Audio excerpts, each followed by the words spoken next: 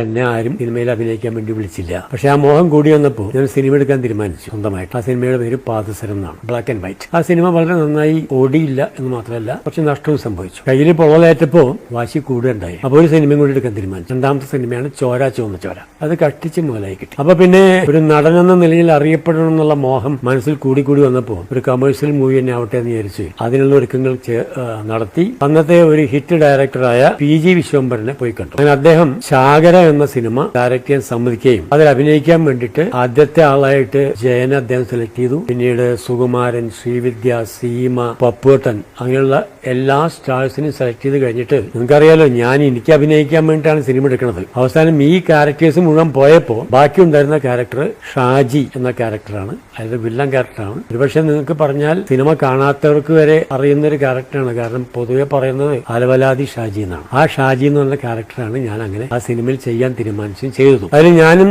ജയനും തമ്മിലുള്ള ഒരു ഫൈറ്റ് ഉണ്ട്. അത് വാടാനപ്പള്ളി കടപ്പുറത്താണ്. അപ്പോ ഫൈറ്റിനിടയിൽ അദ്ദേഹം എന്നെ മുഖത്ത് ഇടിക്കുന്ന ഒരു ഷോട്ട് വരുന്നുണ്ട്. ആ ഷോട്ടില് ഈ മണൽക്കൂനയുടെ മേലെ ഞാൻ കയറി നിന്നു. ജയൻ എന്റെ മുന്നിൽ നിന്നു. അദ്ദേഹം എന്നെ കയ്യോങ്ങി ഇങ്ങനെ ഇടിക്കുമ്പോ ഞാൻ തല പുറകോട്ട് വലിക്കണം. അതാണ് എനിക്ക് കിട്ടിയിട്ടുള്ള ഇൻസ്ട്രക്ഷൻ. ഒരുപക്ഷെ ഞാൻ ചെയ്യുന്ന ആദ്യത്തെ അത്തരത്തിലുള്ള ഒരു ഫൈറ്റിംഗ് സീനാണത്. എന്ത് പറ്റിയെന്ന് പറഞ്ഞാൽ എല്ലാം കഴിഞ്ഞു, റിഹേഴ്സലും കഴിഞ്ഞു. ടേക്കിന്റെ സമയത്ത് ഒന്നാമത് ഈ മഹാനായ നടന്റെ മുമ്പിൽ നിൽക്കുമ്പോൾ എന്റെ കയ്യിനും കാലിനും ഒരു വിറയുണ്ട്, മനസ്സ് വിറച്ചു, ഒരു ഭയം മനസ്സിന്റെ അകത്തുണ്ട്. എന്നാലും അതൊക്കെ ഒതുക്കി വെച്ചുകൊണ്ട് ആ ഷോട്ട് എടുക്കാൻ തയ്യാറായി മുമ്പിൽ നിന്നു. ജയേട്ടൻ മുമ്പിൽ വന്ന് നിന്നു.